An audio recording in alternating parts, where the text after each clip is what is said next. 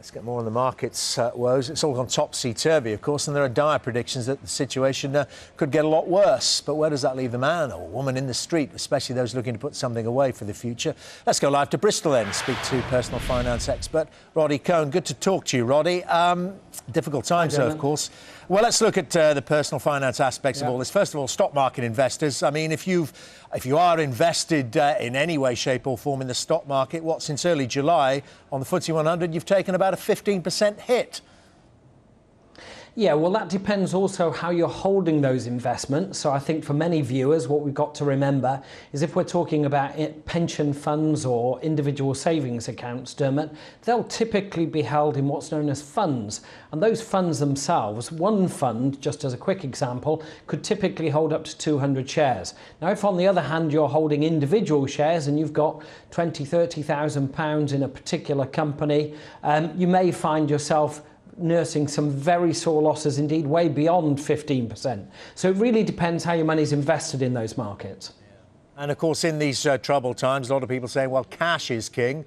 But of course, if you were lucky enough to get out when the market was nearly 6,000, it actually hit 6,000, didn't it, a while back? Maybe you've got a lot of cash there, but you're not getting very much return on it. No, and also cash isn't king. We ought to track down the person that said that. It rarely ever has been king, in truth.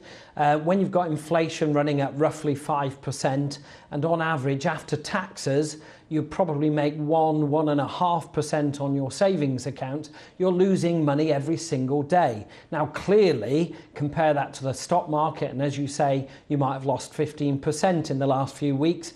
That looks like it's a good bet. The problem is that when you're investing money, Dermot, you really should take a very long-term view, and markets always have these cycles, so you should expect markets to move up and down, and also you should make purchases in the downs as well as on the ups, and that way you'll aggregate your overall gains and minimise your overall average losses. Yeah, I'm glad you didn't use the phrase. What's that pound cost averaging? Is it keep dripping money into the market? That's jargon, isn't it? Yeah, yeah, but I know you'd never use that. But there's a lot of truth in the fact that you don't have to do it all at once. OK, I mean, other options and people looking at the gold price. I mean, it's been looking like a one-way bet now for months, if not years. I mean, it's nearly $1,700 an ounce. I mean, can it continue to go up? Yes. Or people have to beware? It's touching it, Dermot. They do. And I think the problem is that experts or so-called experts like me can come along on TV and make real fools of themselves because, of course, gold not too many years ago was only around $200 an ounce. But this really is a very dangerous sort of position if you're an investor to be buying gold at these prices. You've got to try and remember that there's a whole group of people from the city through to mining companies that mine gold, through to gold dealers and jewelers who are all standing to gain from inflating this price. Now, gold as a commodity actually has very little use. What's more, gold, unlike oil, Dermot, there's plenty of the stuff. There's no shortage of it at all. And you've got to say to yourself, well, why is this happening? It's happening largely through fear, panic, and a bit of clever PR and marketing by vested interests who keep getting the message across in the media, especially in the newspapers, that you little poor investors should be having your money in gold. That's a safe haven because it's an alternative to dollars or the euro or sterling. A lot of that is rubbish. It's purely speculative. And if anything you should say about gold, Dermot, is probably no more than 5% of all your wealth should be invested in it as a commodity, if at all, at these prices. Interesting. And lastly, Roddy, I mean, the issue of so many people in debt and borrowers, I suppose, the concerns obviously about debts at the moment, sovereign debt, so to speak, in terms of countries, but of course these huge concerns as well about growth. But the one thing that means, just looking at the UK, is it's very unlikely we're going to see a rise in interest rates for quite a while.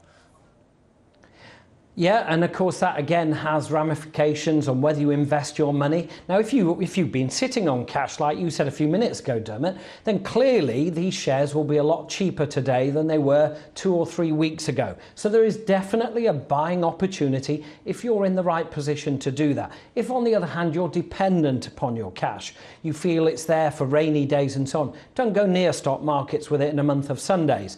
In reality, cash is a bad investment long term. It always always devalues. And what's worse, Dermot, and what most governments, including our own, won't tell you, is that actually it's going to suit the governments around the world to devalue debt by inflating your money away. So when you think of buying a bag of broccoli today at, say, £1.25, expect that in 5 years' time to cost you nearer £1.70. It's that sort of thing. So your purchasing power of your pound, if you stay in cash, will be bad news for you. But you still have to have a balanced way of dealing with these issues and don't put all your eggs in one basket. So there are things you can do. Eggs and broccoli. Roddy, thank you very much. You'd make a good omelette with that. Roddy Cohen there with a very, very interesting take there on how small investors and savers should react in these difficult markets with